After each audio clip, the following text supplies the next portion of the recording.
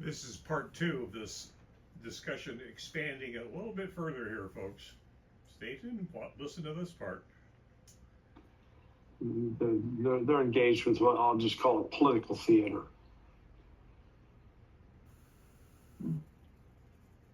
How much of, Larry, what's going on in the West Bank should be connected to Gaza? Or is there, in the mind of the establishment or Donald Trump and his administration, do they consider these two parts of Palestine as do they have the same policies for the two sides? I'm talking about the West Bank and Gaza, or they see them separately? Does who have the same policy? The U.S.?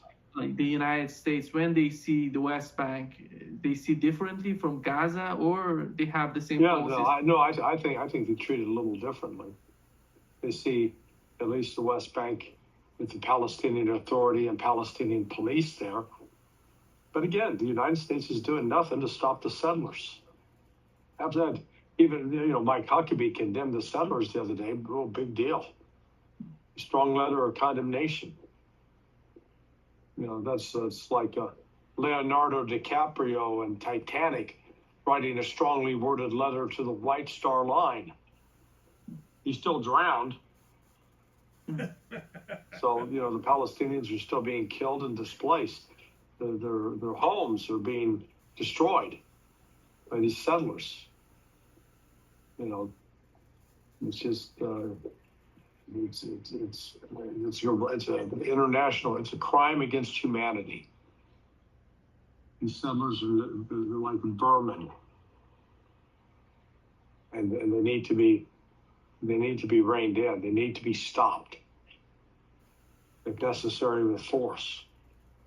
But the Israeli police and Israeli military stand by and enable them, and they're attacking Christians as well as Muslims. And then you take into the fact that $400 billion, the Greater Israel Project starts in Egypt, goes all the way up the coastline, into Lebanon, and then you wonder about Syria too. They got waterfront real estate also. And you don't forget that Jared Kushner and Steve Witkoff have been the negotiators. So who do you trust? Do you trust Israel? Do you trust what Trump is proposing and Jared Kushner and Steve Witkoff? Or do you trust common sense?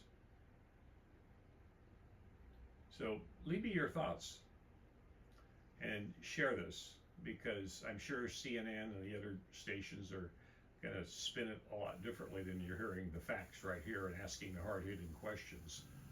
What's the future of the Palestinians, and why haven't they been fed 3 meals a day, and why haven't they been given water and water trucks there, and why haven't they had some housing being built, temporary solid shelters until they can rebuild that entire area? And do you think the Palestinians should have to pay anything for it? No. They should have the beautiful homes built so they can live there for the rest of their lives. Do you think that Israel's going to allow that to happen? Leave your comments. I'd love to hear from you. Thanks for tuning into the Conscious Hour.